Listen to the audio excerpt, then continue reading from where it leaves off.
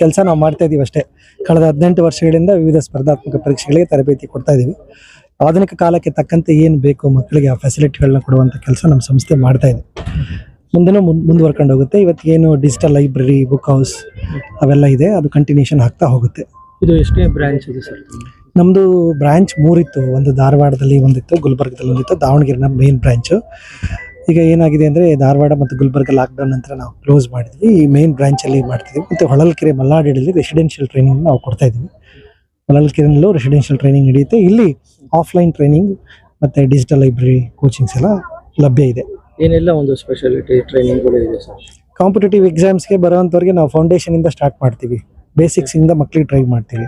ಮತ್ತು ಇನ್ನೊಂದು ವಿಶೇಷ ಏನಂದರೆ ನಮ್ಮದು ಇಂಟಿಗ್ರೇಟೆಡ್ ಮಾಡಿದ್ದೀವಿ. ಅಂದರೆ ಮಕ್ಕಳು ಡಿಗ್ರಿ ಓದ್ತಾ ಇದ್ದಂಕ್ಲೇ ಕಾಂಪಿಟೇಟಿವ್ ಎಕ್ಸಾಮ್ಸ್ಗೆ ಪ್ರಿಪೇರ್ ಆಗ್ಬೋದು. ಆ ನಿಟ್ಟಿನಲ್ಲಿ ನಮ್ಮ ಪ್ರಯತ್ನ ನಡೀತಿದೆ. ಇದು ಹೊಸ ಮತ್ತು ವಿಶೇಷವಾಗಿರ್ತಕ್ಕಂಥ ಪ್ರಯತ್ನ, ವಿಶೇಷವಾದ ಕಾಲೇಜು. ಆ ವಿಶೇಷ ಕಾಲೇಜು ದಾವಣಗೆರೆಯಲ್ಲಿ ಪ್ರಪ್ರಥಮ ಬಾರಿಗೆ ನಾವು ಪ್ರಾರಂಭ ಮಾಡಿದ್ವಿ.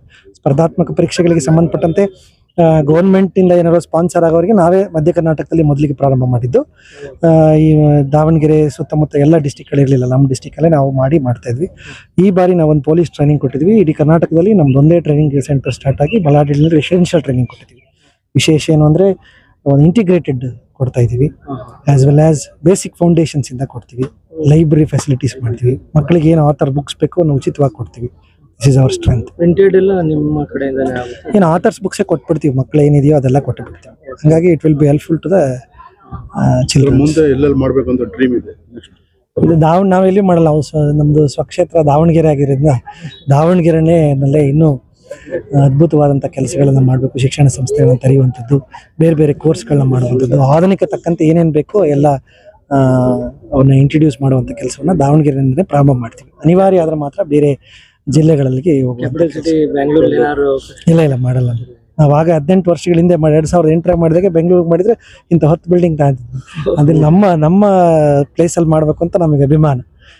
ಹಂಗಾಗಿ ನಾವು ಇಲ್ಲೇ ಮಾಡೋದು, ಇಲ್ಲಿಂದನೇ. ಚೆನ್ನಾಗಿ ಓದಲಿ, ಸಕ್ಸಸ್ ಆಗಲಿ. ಪ್ರಯತ್ನ ಮಾಡಿದ್ರೆ ನಿಜವಾಗ್ಲೂ ಸಕ್ಸಸ್ ಇದ್ದೇ ಇದೆ. ಆ ಪ್ರಯತ್ನ ಮಾಡದೇ ಇದ್ರೆ ಸಕ್ಸಸ್ ಇಲ್ಲ.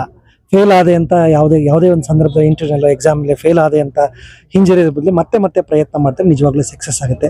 ಕಾಂಪಿಟೇಟಿವ್ ಎಕ್ಸಾಮ್ಸ್ ಅಂದರೆ ಅನ್ನೋದು ಕಬ್ಬಿಣದ ಕಡಲೆ ಅಲ್ಲ, ಎಲ್ಲರೂ ಸಾಧಿಸ್ಬೋದಾಗಿರ್ತಕ್ಕಂಥ. ನಮ್ಮಲ್ಲಿ 1124 ಹುಡುಗರು ಸಾಧಿಸಿ ತೋರಿಸಿದ್ದಾರೆ. ಅವರೆಲ್ಲರಿಗೂ ಈ ಮೂಲಕ ಅವರೆಲ್ಲರೂ ಇವತ್ತಿನ ಇದಕ್ಕೆ ಅವ್ರ ಕಾರಣರು. ಇವತ್ತು ಏನಾದ್ರು ನಮ್ಮ ಸಂಸ್ಥೆ ಇದೆ ಅಂದರೆ ಈ ಸಂಸ್ಥೆಗೆ ವಿದ್ಯಾರ್ಥಿಗಳು, ಸಂಪನ್ಮೂಲ ವ್ಯಕ್ತಿಗಳು ಮತ್ತು ಪುಸ್ತಕಗಳೇ ಈ ಸಂಸ್ಥೆ ಆಸ್ತಿ.